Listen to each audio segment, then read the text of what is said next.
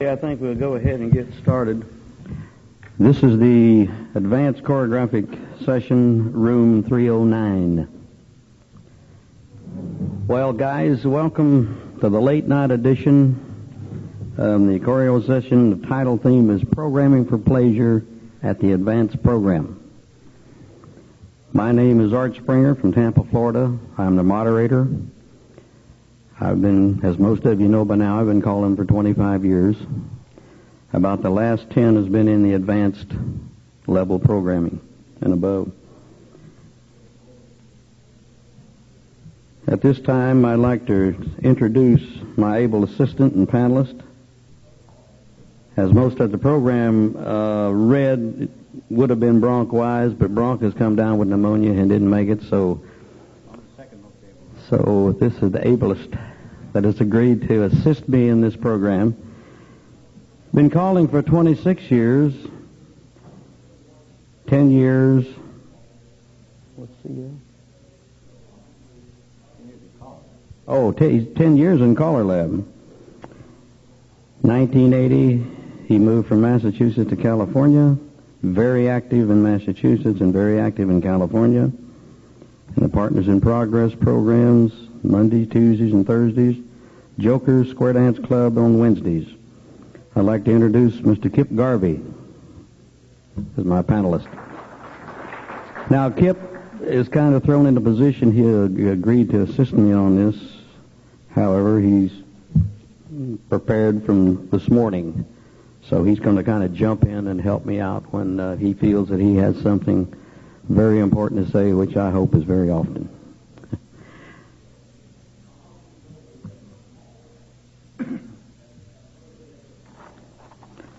Along with our theme, Programming for Pleasure, I'd like to add about two words, and success. Success of the program and success of your dance. The success of the dancer and the caller in his programming will create a great pleasurable experience for both parties. If you can both get together, you have a great pleasurable experience. I'm not saying each and every dance is going to reach that ultimate high in pleasure, because you're bound to have at least one bad night a year, hopingly. The way I look at my advanced programs, and I'm involved in A1 and A2 programs. I have both types clubs, A1 clubs and A2 clubs.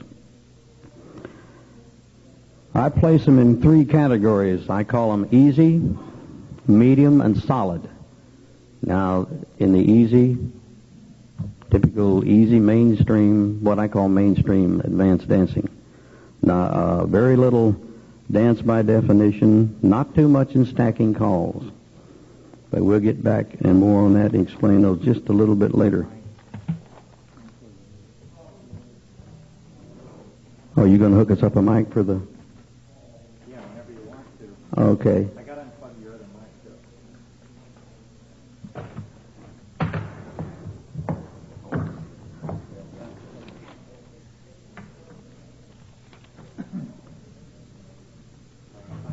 Pause in the act. Yeah, take a little pause here while we get...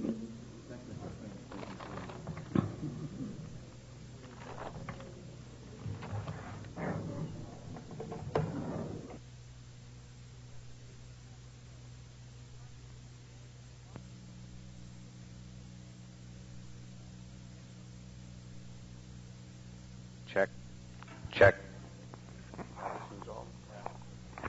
Okay. All right, good. Yeah, because we got some music that we want to.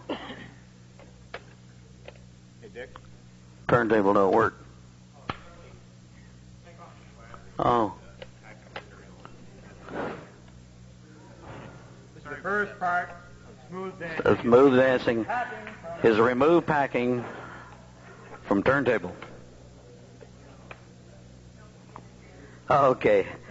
Let's take a look at 4 items that I've listed in the order of importance that blend together for a program would make for pleasurable dancing. Number 1, which I think is the most important of any level, is music. The type of music that you use in your programs. Number 2, recognizing or judging the ability and the experience of the dancer. Now, in your home clubs, this is going to be fairly easy. You know what your dancers can handle. You know the way that you can put it together and call to them. If you're out traveling at engagements, it's a little different story. I think most of you probably know that. It's a little different story. In fact, you've got to judge the floor of what they're capable of handling. A lot of that might be harder depending on their abilities and how many times you call for the groups. The third item I consider choreography is how it's used in regards to the last item above. How to use that choreography in according to the way you're calling for these dancers. And number 4, but not the last and least, is variety. To me, this is very important and should have been possibly number 1 on the list. But first off, let's talk a little bit about the music end of it. Without good danceable music, the dance becomes kind of dull and mechanical. Music will set the mood of the dance, and I always try to open my dance with a good, snappy musical number that kind of lifts the dancers, sets them in a good mood. The same way, the attitude of the caller in approaching the dance is a big factor in how well this dance is going to go over. How he projects to the dancer, his attitude, how he projects to the dancer to set that mood, kind of sets the stage as he enters the hall. Does he enter in there and greets the people, feels friendly, make a friendly bond between the dancer and the caller. Try to be the dancer's friend. Okay, back to the music end of it. I've got some records here that I use in my dances, and I play a couple of them for you, just parts of them, and I'm sure possibly some of you might even use the same records. I'm not quite sure. This is a nice record on Red Boot.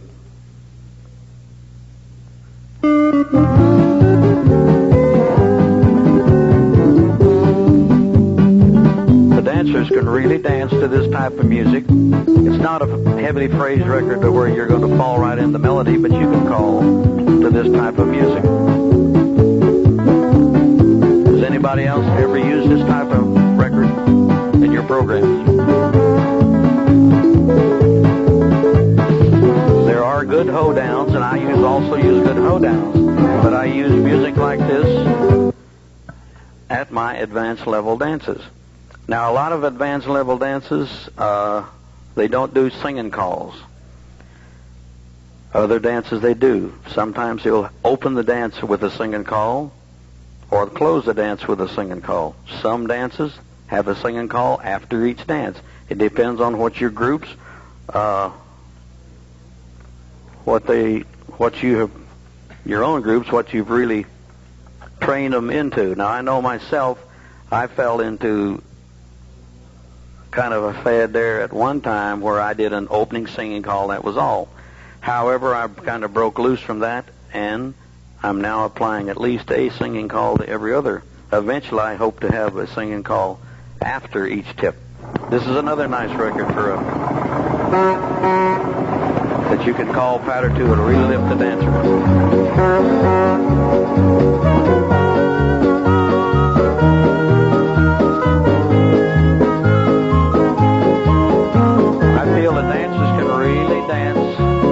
Of music and enjoy it a lot better. Adds a little pleasure to it.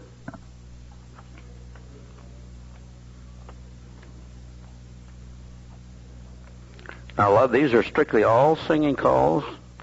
Most of you probably know all the calls and have probably used a record. This is a nice one I use. Pecos Promenade on Chaparral.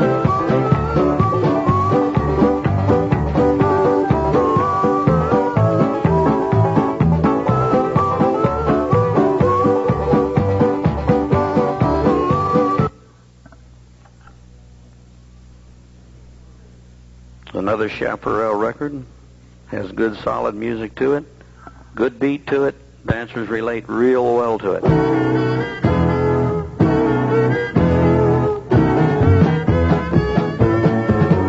The singing call, but it really sounds like a hoedown at times.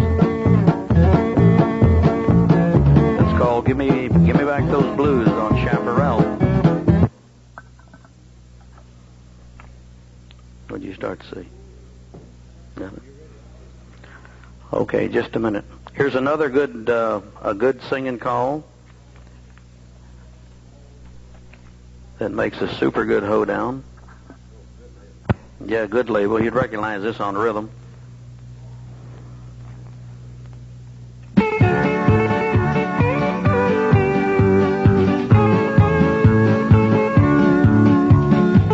But you can use this type of music, and you can see your dancers relating to it. They'll more or less get into the good swing of it. And I even believe it kind of helps them to get through some of the material that we call to them.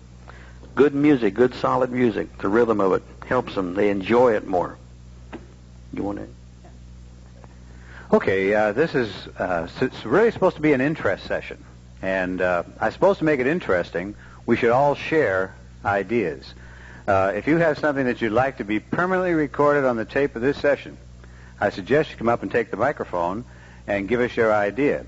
How many of you now use singing calls as patter records when you do your hoedown? This is not an unusual occurrence. How many of you almost would prefer to use certain types, let's call it appropriate singing calls for hoedowns rather than the standard hoedown?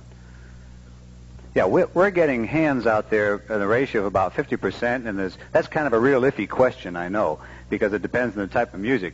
But I guess what I'm really after here in regards to programming and in regards to smooth choreography, what are the benefits of using a singing call over a patter call or a patter record, regular hoedown record, especially at the advanced level in the advanced program? You must have opinions on that. I know I very definitely do, and I'll be glad to give it to you, but I'd like to hear yours first. Yes, could you state your name, just for the record? Yeah, Andy Werner. Andy Werner. I have a negative opinion on that, and that is that... Well, Andy, we want to hear the negative. Come on up. This has to go on the tape, Andy. Come on, get up close, guys. Almost all singers are very, very heavily phrased, very, very clearly phrased, and in such a way that if you are, I'm not that good, maybe another people are, but it's pretty difficult for me, especially at advanced level, to get people at, something, a good stopping point, facing lines or a home or something at the end of a phrase. And if you're using music, I feel if I'm using music that's strongly phrased, as most singers are, I'm almost obligated to get them to some good stopping point at the end of a phrase, whereas if it's a patter or hoedown, which goes on and on forever, it really doesn't make too much difference. So I find it very difficult in that regard to use a singing call. Thank you, Andy. We appreciate that comment. Every comment that's made here is equally valid. So we have a negative comment about the use of singing calls, and we must have a positive side to that issue. First of all, do we have any other negative sides? Would you mind coming up and express it? We hate to start off with a negative note. But let's hear this. I'm Dee Barfield. And on a challenge level, we belong to a tape group, and we get the American Challenge and the National Challenge, Canadian Challenge, and that's what we dance is tapes. And I've noticed that quite a few of the callers are switching over to singing calls as patter. Some callers can handle it. Some callers can't.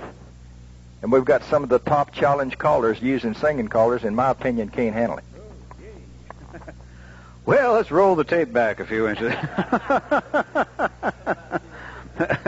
Well, okay, that's an equally valid opinion. Well, we're really coming to an issue here. The question is, some men and ladies are using singing call music for their hoedowns and their patters, and apparently they feel very successful doing it.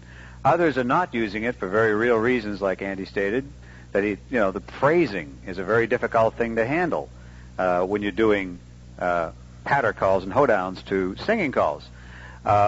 Anybody want to give, let's say, the positive side of the question some attention? Yes, come on up. My name's Nelson Jarvis from West Columbia, South Carolina. One thing that I like to mention, you say you're not using many just plain singing calls at advanced and challenge, but you're just doing just patter. But maybe the singing calls sort of supplement, using singing call music tends to supplement not using singing calls. using singing calls as music. I like to use a lot of singing calls, and I think they add a real nice mood to the dance. It sure does. No, that makes positive sense. I'm just looking at this guy over here climb up to the chair to say something. All right. You probably want to make your point now, I bet you. Okay, back to the first gentleman here, that with the phrasing, I think though, and also the gentleman with the tape groups, the callers that did use the singing calls for hoedown and were acceptable, you say there were some that could handle it and some couldn't handle it, right? Okay, I think you have to practice, and I don't think you've used this singing call in the same manner that you would use it as you were using a singing call. You're going to give commands in time to the beat of the music, but you're not going along and say, head to couples promenade, halfway round, and use the phrasing. You're just going to give your commands. And through a period of time, you can do that. If you practice doing it, it can be done. I use them all the time. Okay, go ahead, yeah. Little rebuttal here. It's not actually a rebuttal. What I meant by that is some of the callers do a beautiful job with it. But what I'm talking about is some of them, and I'm talking about your top callers. You know, if they call it those national challenge conventions, they should be considered your top callers, right? But what I'm talking about, they don't handle it. They don't handle it from a beat standpoint. Myself personally, I use a few, but mostly I use real driving by that hoedowns with a lots of melody in it.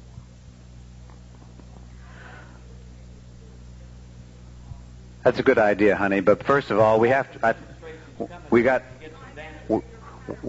yes, we're going to definitely give some demonstrations. But first of all, I think we have to make a point. Because so far we've heard a couple of negative opinions, and we heard one positive opinion. I'd like to make this specific point. Number one, a caller, in my opinion, should not be using music primarily for his own entertainment, or because basically it makes him sound good. Music is designed as a measuring device for dancing. Dancing must be done to music. So consequently, we have to look at the use of singing call music in relation to the choreography that is being danced. Now, in advanced calling and advanced dancing, we have some pretty intricate choreography. We know, for instance, that we're going to ask the dancers to come to a stop. We're going to ask them to break their flow because we're asking them to respond to calls by definition, and we're asking them to respond to situations which they have to assume. Not only assume, but they have to interpret in their minds. They have to assume a formation that might not be there. We have to give them time to do that. We have to give them time to interpret a fractionalization of a move, a fractional part of a move. And so if we give them the type of music which allows them to stand there and rhythmically move their body while they're doing this interpretation, the sensation of dancing still exists. If we're using music which has a very strong and rapid beat, a high-tempo music, or maybe something that's not at all well phrased, the dancer might have the tendency to stop there and not move his body to that beat, even though he's not moving himself or moving his feet, and the sensation of dancing disappears for that moment. So this is my primary reason for using singing calls, and I mix them. I don't use all singing call music in my patter. I use a lot of hoedowns, but the more intricate the choreography, then I have a tendency to lean more towards the use of singing call type of music, all right, or that style of music, which incidentally can be equally well reproduced in a lot of good hoedowns too. If I know, for instance, I'm going to use a lot of pattern type calls, where even though it advanced, a lot of motivates, a lot of spin the windmills, a lot of pattern type exercises, then I will use the more closely timed and rapid tempoed type of hoedown music. This is the way that I use the music as a tool for providing good flowing, what I hope to be good flowing choreography and a smooth tempo and good programming. We'll give you some demonstrations on that too, but I guess I'm speaking on the positive side. I like to use it, but I like to use a balance too. How many of you use a balance, basically? You're not afraid to use singing call music, and how many of you use primarily strictly hoedown music? Oh, that's a good representation. 1, 2, 3, 4, 5, 6, 7, 8, 9, 10, 11, 12. Okay, all right. Roughly a little over a third of the group use strictly hoedowns when you're calling your patter. How many of you use no singing call music at all, and that means you don't even do singing calls when you're calling advanced at your workshops? Okay, so everybody is at least calling some kind of using singing call music to some extent, even if it's just in the singing call itself. Is that correct? Is that a fair statement? All right. So you must have a reason for using singing calls. Okay? And I suggest to you that the reason is it's not only a change of pace and a change of tempo, but it gives the dancers a chance to relax and move through the dance routines, as intricate as they are. I would assume also, this is a bold supposition, but I would assume that at advanced dancing, you're changing the figures each time. You're not using the same figure each time, unless perhaps you might be doing a workshop on something you're emphasizing a particular move. Yeah, maybe the last tip of the night or some kind of a relaxer. All right, so you recognize that the singing call has a definite use factor, a definite utility.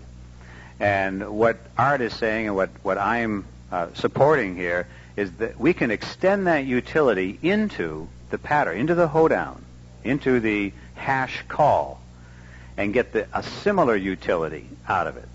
If I'm doing extremely difficult choreography, teaching a new move, running dancers through what I know for them is unfamiliar formations that are unfamiliar for them, I will have a tendency to use singing call type of music in that particular application. Has a greater utility for me there. I want the dancers to be well cadenced and not to fracture their timing. Okay, that's my opinion. All right.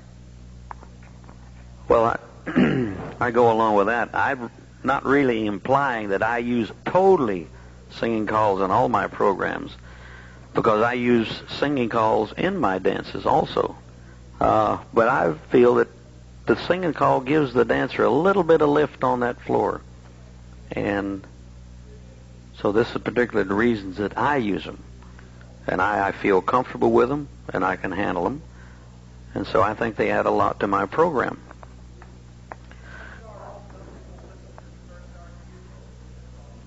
Well, not altogether, no. I found myself, until I practiced enough with them. Okay, for the tape, the question was, did I start off immediately using singing calls, feeling comfortable with the singing calls? No, not really. I had to work at it. But what I found was that the music give a little lift to the dance rather than strictly. Now, there's some hoedowns that give a little change of pace, but then you can get some hoedowns that are completely repetitious all the way through the whole record. Give an example. I don't even have a hoedown here with. Well, I've got one right here. I'll use this. Okay, yeah, we can give an example. If we can get a square up here on the floor. Well, all right. You want to? I want to use this. Okay. Okay, I'm kind of impromptuing this. Is that impromptuing? Holy smokes. What's that? If you'd like, that's fine. Would you like to get a square up there? Bring a square up front, if you'd like. We'll do, okay. Art says we need a square. And here they come, ladies and gentlemen. Precision 8. The Precision 8 dancers from Baltimore, Maryland. Here is a singing call that I'm familiar with. I think maybe some of you are. The name of the title in the singing call is "Oh Lonesome Me." This is a standard CW type tune, and I would anticipate that those of you who have any kind of problems using singing calls as hash have problems because you find yourself singing the melody while you're calling the hash routines. This was a big problem for me. And it was something that I had to work on.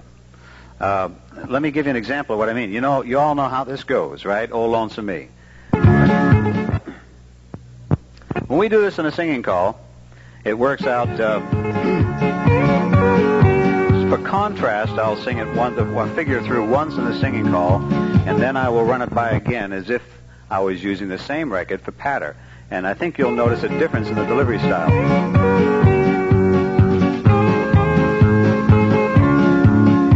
Well, the poor little lady got a chain, that a ring, got a turn, that a lady get around. You roll that a lady with a half sachet, circle left, go down. Will the ladies roll away, circle left now.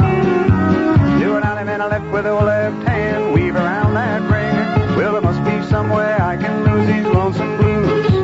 So see around that honey and the promenader too. Promenade that a lady get around, you see. Oh, now that's the singing call version. Now here's the hash. Head square through. 4 hands round, and when you get done, no sound, to get around those two now. You make a wave and then swing through right here and now. You switch the wave, you gotta move on down. Then you bend it right on him through. You turn a girl, gotta roll away, and then you'll pass in.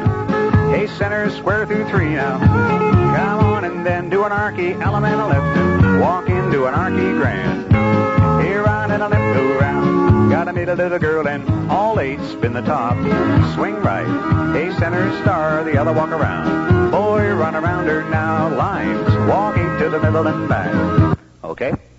You break entirely out of the melody. Now, that doesn't mean that you don't sing harmonics all the way through. You're still following the same basic chord progression, but in some cases you break out into prompting. In some cases you break out into just straight out talking without any melodic tones to your voice at all.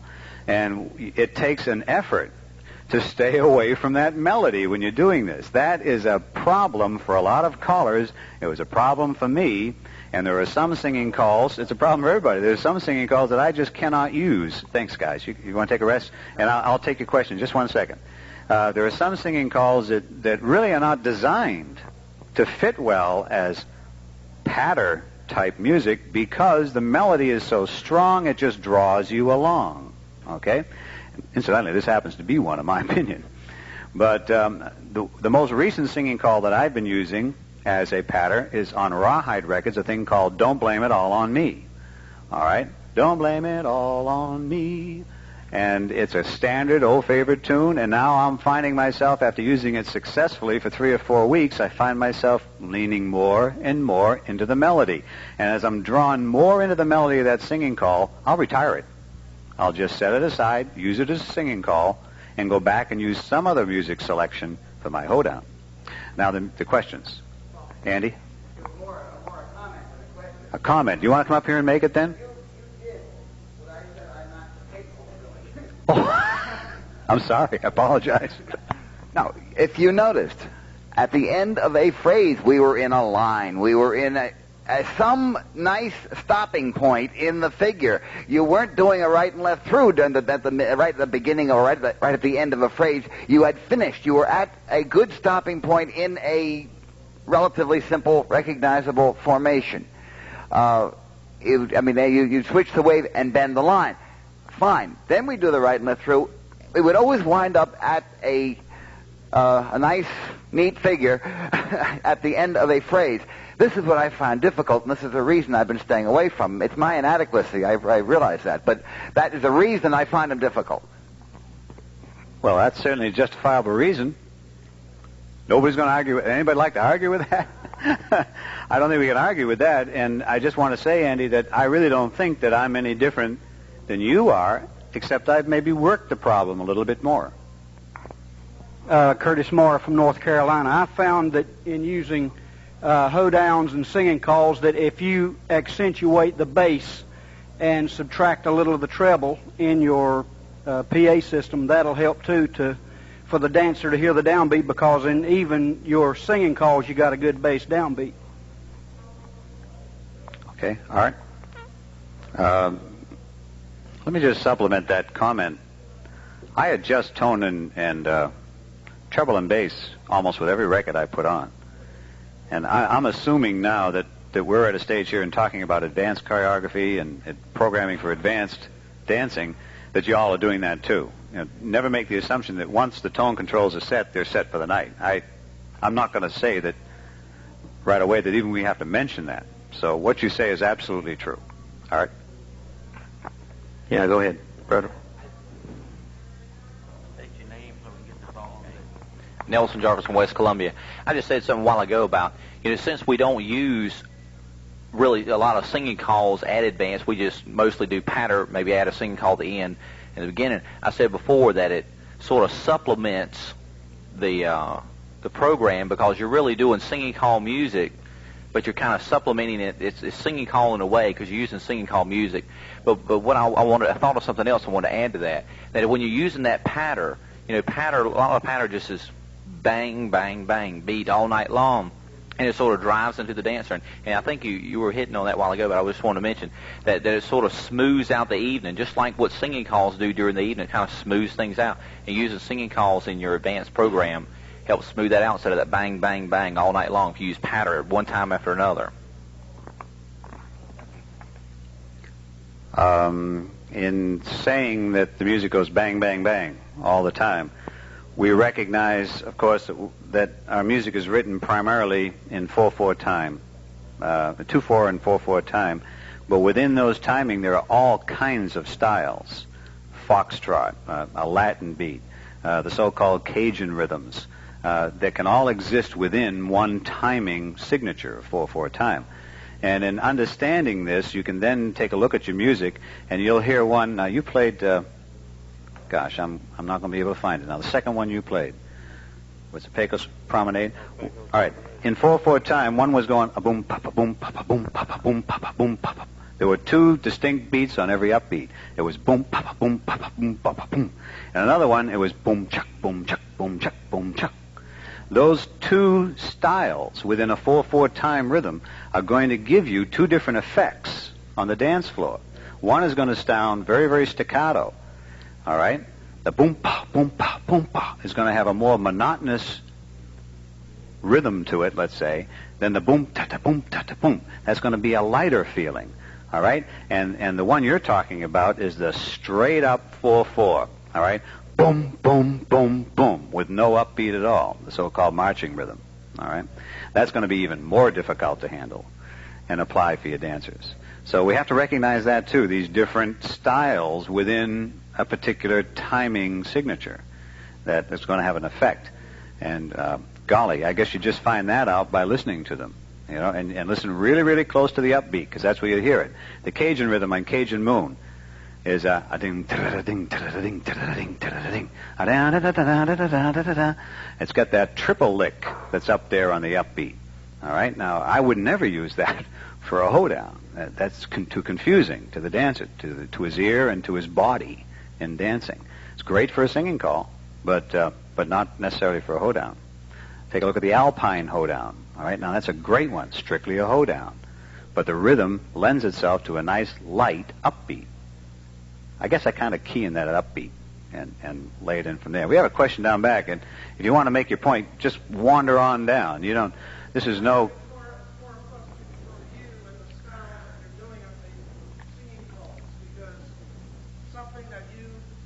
Let's start again with a name. I'm Randy Page from Danbury, Connecticut. And what I want to ask Kip about is I noticed when you were doing it to a singing call, you weren't using as much triplets and quadruplets and upbeat calling as you might normally use using a hoedown. And so what I'm trying to draw out of you is how do you spice up your hash calling when you are using the singing call? The music, that's a very good point. Give me a name so I can give you credit for that point. What is it? Lise Crumley from Pennsylvania, York, Pennsylvania. He says you let the music do it. You try to deliver your calls so that they do not compete with the type or let me say the style of rhythm that you've selected. If you've selected something with a very light upbeat, then you don't want to let your syllables, your word syllables, get in the way of that upbeat. You let the music carry the dancers. Yes, that would be more of a prompting situation or a talking situation. Right. Also, you want dancers to use more pattern-type calls for that type of choreography rather than to use calls that require immediate quarter turns, a lot of hinges, a lot of rolls, that type of thing. You want to stay away from that. That blend of choreography with that music is the combination that makes it click. There's also a style of music where the dancers will just automatically stand there and move their body. They think they're dancing, even though they're standing still. Have you ever heard callers talk the dancers through what you and I recognize to be calls beyond the level in which they're dancing? All right, I've done it. I freely admit it. I feel if I'm not using the vocabulary, I can get away with it. The only time I don't get away with it is when my floor fails. Then I've failed. But I can get an advanced floor through a what you'd call, I guess, a very illegal relay of the shadow with no trouble at all at the advanced level.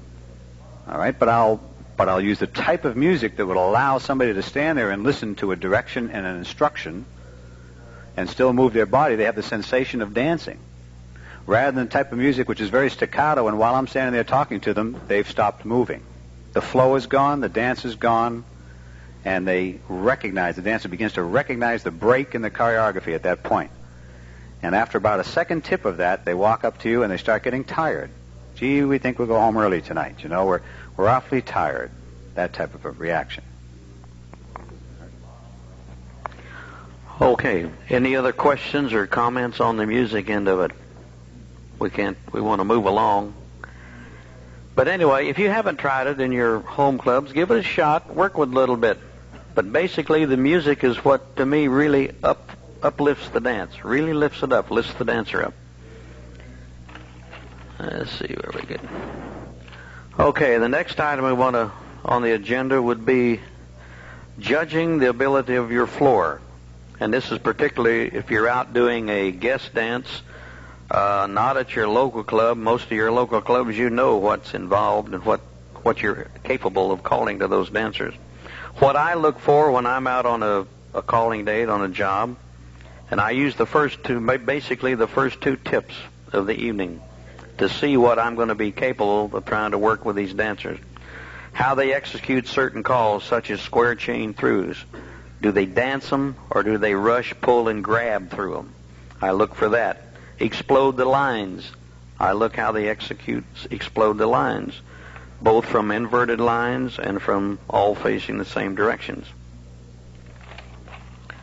Cast a shadow from a right face two-face line, a right two-face line. Lots of times you'll run into this. I have. They can execute it from a left-handed two-face line, but you throw them into a right-handed two-face line, and whoever's on in kind of hesitates a little bit to see whether they're going to peel off and roll back or not. So I look for this. I'll give them a couple of those. Now, some of this choreography that I give to them are routines that I know will work, so I don't have to depend upon the dancer that I know they're going to execute them. Basically, if I'm sight calling, then I'll run into routines before I really get into doing the sight calling end of it. Curly crosses, the execution of a curly cross, that's a pretty good indication to me of what kind of type of dancer I'm going to be calling to. Right and left rolls to ocean waves is another very good one. Is there a lot of hesitation on a right roll to a wave or a left roll to a wave? If you say right roll, do they roll left? If you say left, do they roll right? Or do they even know what you're talking about? Right. Either that or turn in, right. Okay, and simple fractional tops is a good indicator for what type of an advanced dancer that you're calling to for the evening. So these are things, that I look for where I can go ahead and work with the type of program that I have set up for the dance. That I might have to make adjustments. I have to be capable of making those adjustments right into the dance as I'm calling that dance. Dancers have different degrees of pleasure. Some enjoy the easy level, some the medium level, and then those that want the more difficult or solid level in dancing. Do you have anything to add to that? All true. Okay. Okay, the third item and we're going to get in some demonstrations, choreography and its usage. Why are some calls harder to execute than others? Let's say there's 4 things basically that makes up a call. The starting formation. How many starting formations do we have for this particular call? The execution, or who does what, and how long it takes to do the call. Third, the flow or the body mechanics into the call that we're executing. And finally, the ending formation. How many endings in the formation? How many different endings does this particular call work out to in a formation-wise? Yeah, like shuttle. Okay, you've got... there are a number of important factors that a dancer must consider as they dance, searching for that ultimate goal, which is success and pleasure. The dancer is feeling the music, executing a call, listening to the caller, hear the next call, must remember the definition, remember his part and who works with who, and on the execution. So let's face it, the dancer has a heck of a lot on his mind as he's dancing. It's much easier for us to figure out the choreography with our checkers or dolls or whatever, and on paper it looks good, looks real good. But as you take it out on the dance floor, sometimes it becomes difficult to the dancer the way we've put this together for him to dance. So we have to be very careful there, because to reach this ultimate goal of success. I think we'll all agree that square dancing is geared to a right-hand type rotation and formations. So anytime we revert to a left-handed calls, and I'm talking about the more complex calls, we've increased the dancer's difficulty factor to almost certain breakdown. Therefore, we tend to rely on the dancer's habits or the formation setups they're most comfortable with. And it seems dancers have an inner sense of whether something feels right or wrong. Sometimes you'll put dancers in positions that look wrong to the dancer, they feels wrong to the dancer, and invariably they'll try to fix it. They'll try to adjust themselves. I'm sure we've run into that. So what I want to do right now, if we can get that square back on the floor again, we're going to show you some... just a minute before we get that. Here, Kip. Okay, I'd just like to say, before anybody gets the wrong impression here, we're not trying to make an attempt here to dilute the advanced dancing program. That is not the intent. We feel... Can I speak for you on this? That's right. Thank you, Art. We more or less feel that the advanced choreography can be danced. And by that we mean people can move to the music with equal fluidity. Whew, that's a good one. That means just as smooth as they can with plus dancing or mainstream dancing. However, there's a trade-off here. We are asking our dancers to respond in a critical manner. We're expecting them to know the stuff. We're expecting them to expect the unexpected, to execute a call by its definition and with every qualification we give it. If we decide that we want the thing to go right, or we want them to do 2/3 of it, if applicable, we expect the dancers to respond that way. But in the same vein, we're trading off a little bit of the danceability, the casual danceability, if you will, for the puzzle-solving aspect. We're expecting these dancers, and they expect it of us, to give them more complicated, more puzzle-solving type of choreography. And the more complicated, the more puzzling the choreography gets, the trade-off there is danceability. Overall, devil-may-care danceability. You'll never see, I don't see anyway, advanced dancers weaving the ring and boomsadazing all around and talking to each other and doing that type of thing. Most of the time, what I'm seeing in advanced dancing today is when you get to your resolution, boy, they want to get home and start the next figure. You know what I mean? And if it's a promenade short, boy, they'll even holler it out. You say promenade, they all say short. You say, who, me? But the thing is that the dancer knows now to expect this. He wants a little bit of complication in his choreography. In some cases, he wants a lot. And there's some kind of a trade-off here. There's a narrow margin we have to operate in where that dancer all of a sudden says, oh, this is too complicated, it's just not dancing. And there's the other end where it's saying, oh, this is so easy, this is just like plus. All right, someplace between those two extremes is the road we have to travel down when programming for smooth choreography, danceable choreography in advanced dancing. Boy, oh boy, that is tough. And I don't mean to imply that it's easy, but I don't want you to leave with the impression here that we're trying to dilute the advanced program. That's not our intent.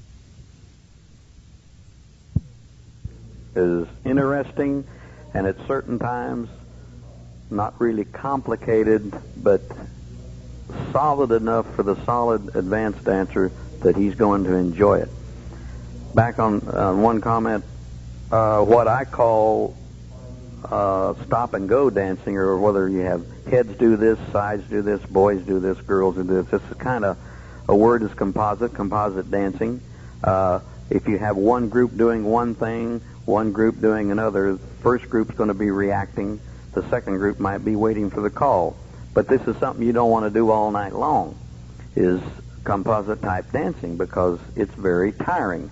You can go in there on short sequences. I use short sequences. Get in there, get what you want done, boom, get out of it. That way the dancer that's having a little bit of trouble is going to have another chance in just a few calls to get right back into the action. But if you take a sequence, a long sequence, and go on and on and on with it, and you'll see the longer the sequences, I believe, the longer the sequences, the more adept you are to losing dancers in your dance. Get them in there. Yeah, can we get the square up while I finish talking here? Get them in there, do your bit, and get them out into a left Alaman or to a right and left grand. What I want to try to show you here is some habit dancing. Now, it may not work since we're all callers, and callers make the best dancers.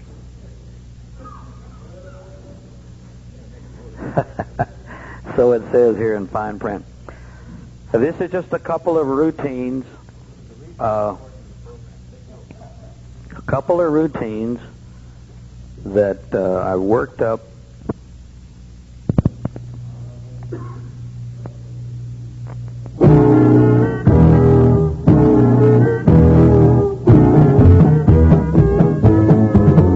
Bow to the partner in the corner. Heads wheel through.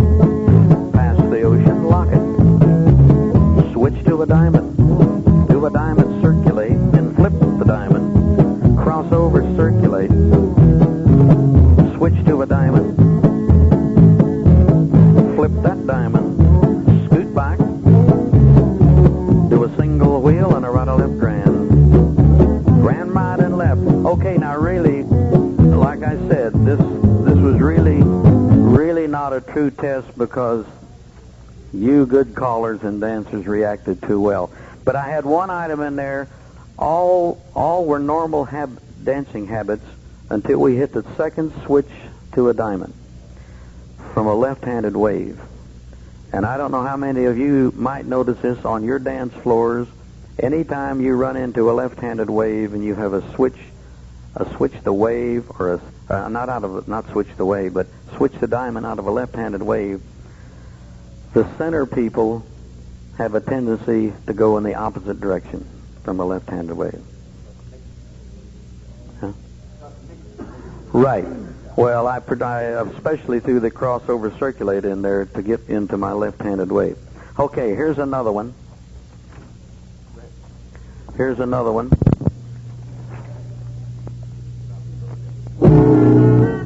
Okay. We'll bow to the partner and the corner two. Head couples past the ocean. Swing through. Now turn through. Past the sea. Do a grand left swing through. Each wave, switch the wave. Couples hinge to a cast a shadow. Explode and pass the ocean. And a right or left grand. Okay. And there was another. I got you out of habit dancing. And I think the switch was out of the left-handed waves, which that particularly surprised me, didn't really cause the problem. So this is just two little items that I put together in habit dancing. Habits that the dancer, if it feels wrong, they're going to try to go in the wrong direction. Now Kip's going to show you some of the complex type dancing, stop and go dancing. Okay. Oh, I'm sorry, guys. Listen, I don't mean to... Don't be afraid. It'll be easy.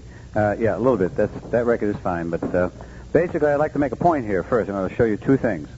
And again, this is personal opinion. You know, this is only Kip Garvey speaking. That's all. So I tell my wife all the time. She tells me to go to my room. But basically, in stop-and-go dancing, there's a certain type of stop-and-go which is perfectly acceptable. And there's another type which becomes less acceptable with the dancers. Okay?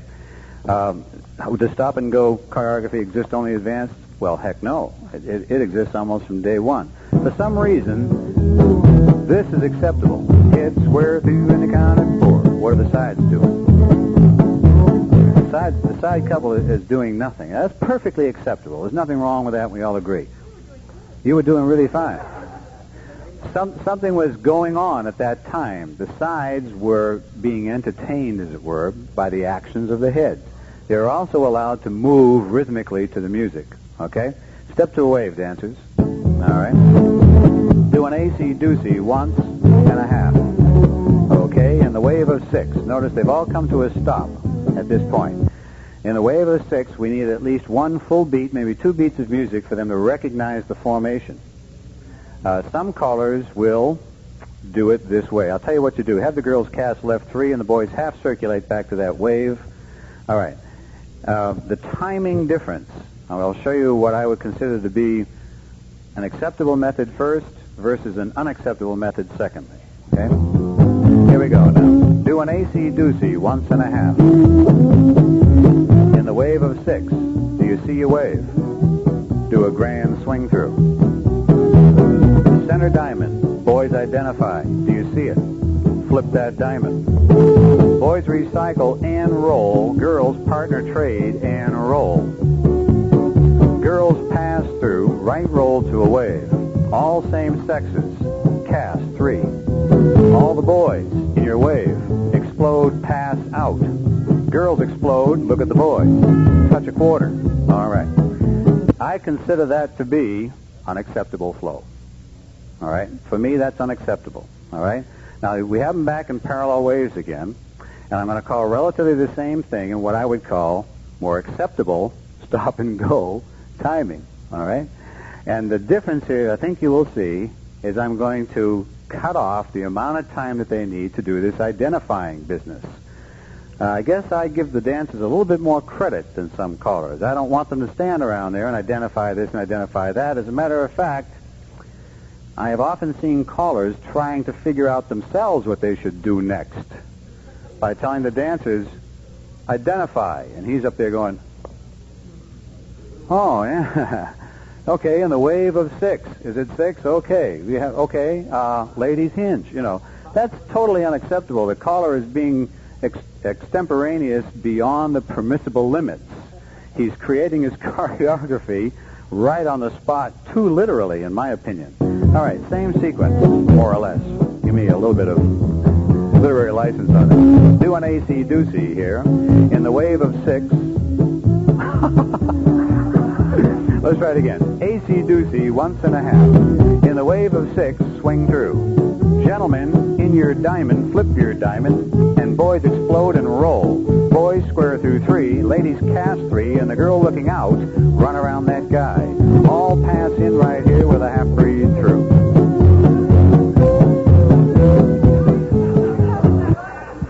We got a sex problem down here. I said, girls run around that guy. What the heck's wrong with that? The demonstration here was a total failure. No, they in New England, the term guy is totally, it carries no, never mind. All right, have the heads pair off. Step to a wave. Do an AC-doocy once and a half. In the wave of 6, swing through.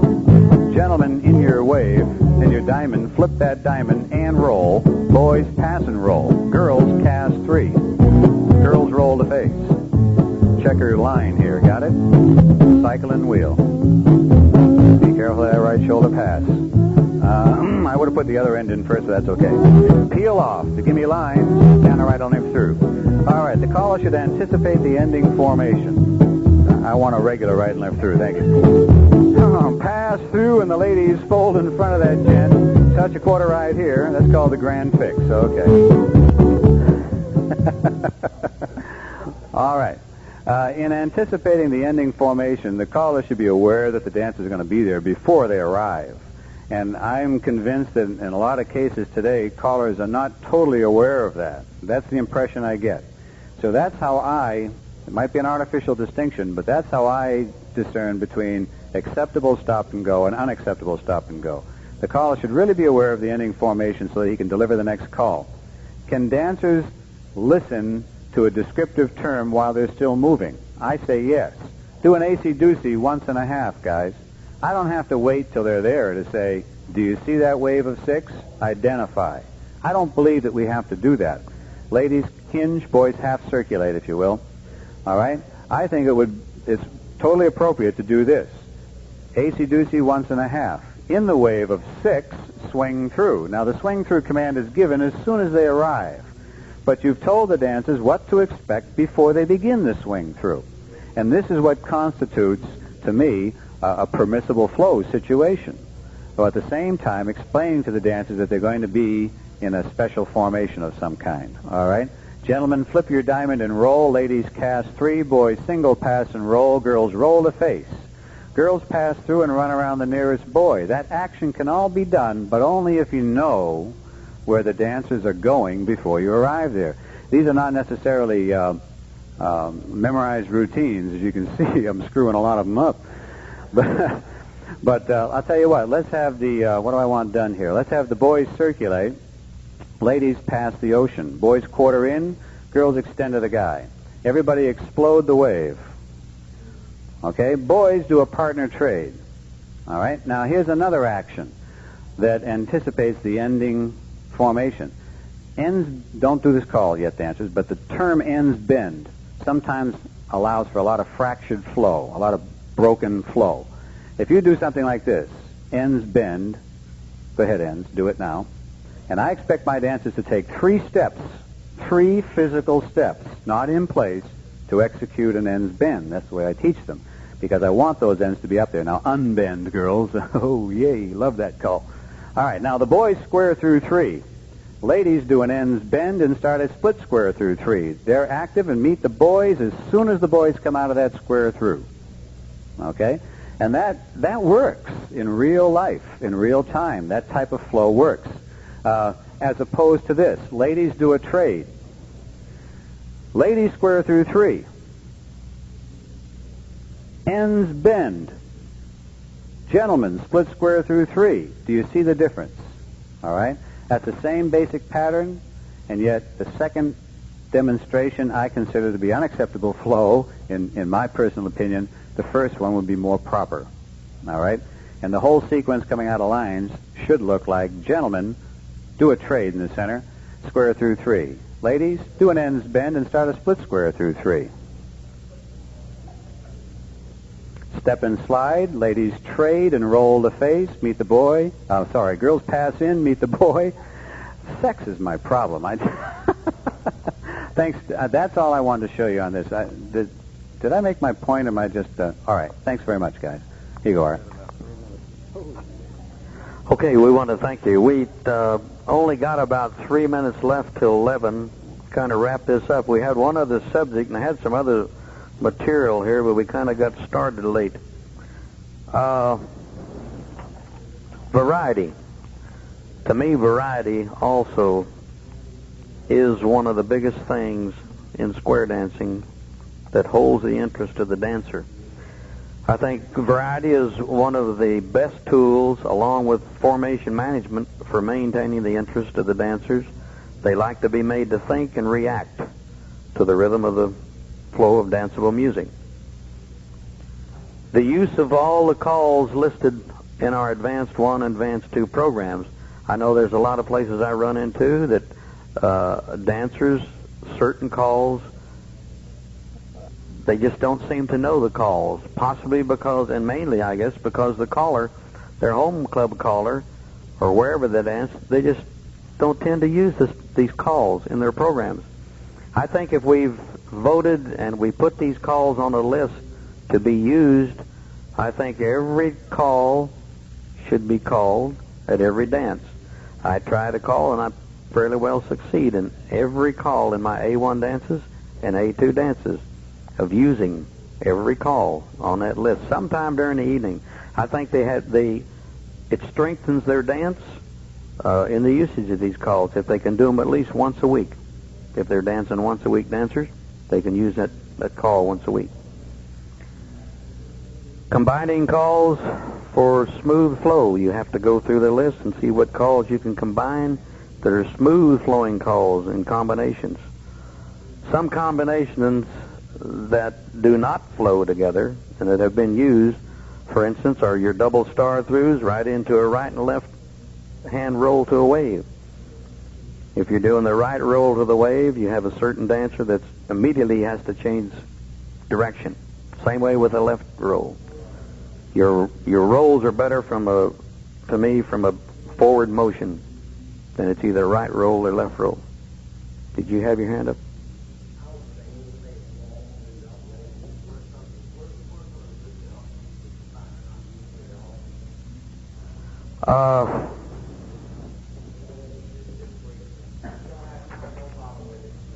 Okay, I didn't. Check with me after. Check with me after, and I'll show you some. Yeah, we have another question.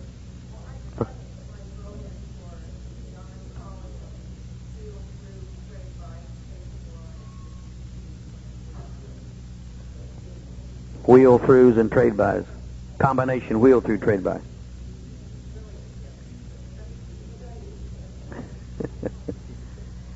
Okay, for the tape, the statement was, I believe, are you Honey Wolfson?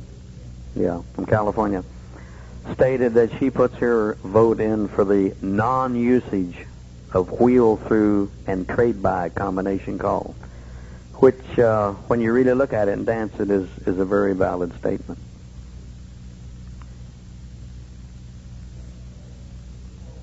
Okay, from lines facing. Anytime we use touch a quarter and immediately peel and trail, it's okay for the trailer, but it's a killer for the peeler. He's peeled, if it's a right touch a quarter, his body flow is to the right. Immediately, if you say peel off, he's got to immediately jerk to the left and do the peel. The trailer has no problem. He steps forward. So what I try to do anytime I'm using peel and trail from columns, that I'll either touch a quarter, all eight circulate to a peel and trail, touch a quarter, do a triple scoot back or something like that to break up that flow, the body flow, so everything is going straight ahead. Okay, another one. Now, one that's a little bit on a gray area is swing through and lock it. To me, really is kind of unacceptable. Any movement that you have where you have a center flow of a trade or a swing, immediately you add another call with a center trade or swing, becomes overflow, and on the overflow end of it, your dancer has a time determining how much a fraction you're going to turn. Yeah, go ahead. It's close, but not quite. Okay, another one, take motivate, and right out of motivate, go into a locket. I've seen this called, and also heard it on tapes. Chain reaction and locket is another one. Actually, like I said before, any call that ends with a center movement, don't follow with any call that has a trade type or swing type movement. We're just about out of time, and is there any last minute comments that you might want to add to this? If not, we'll kind of wrap it up. Okay, I want to thank Kip especially for coming. All right, Kip. I wish we had more time. But yeah, there are so many things we could discuss with the entire advanced list. We could go over it call for call and see which calls flow into the next and which ones don't. I have a lot of trouble with left roll to a wave, making that work out because I keep searching for these left shoulder passes that precede a left roll to a wave. I mean, to me, that would be the appropriate thing to do. Just as in a left wheel through, to find a flow that lends itself to a left wheel through. In other words, find a call, like, for instance, right and left through into a left wheel through is such a nice call. It just works so nice. Pass the wheel and deal, centers left wheel through, works out nice. Pass the wheel and deal, centers wheel through, breaks a leg. It just doesn't seem to work for me. But we could go through the whole list like this, and I wish we had the time to do that, because I think that would be really beneficial. So the only comment I want to make is, if you want to examine this further, if you haven't done it, go through the list yourself and see, take each call from its normal arrangement, for instance, zero or a half arrangement, if you will, and see which other calls in the list lend itself as a preceding call to this call. You know, what does it go well with?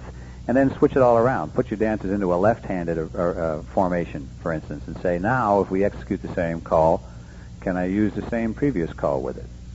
All right, marrying the two calls together. Is the flow factor still there, or does all of a sudden it dissolve? And I think you'll find that a few shocks. I know when I did this little exercise, I was very surprised to discover all of a sudden that, gee, it works well when you combine the two of them from a right hand, but it doesn't work so well from a left hand. Okay? Do it. Okay, we're running out of tape. So, again, I want to thank Kip for filling in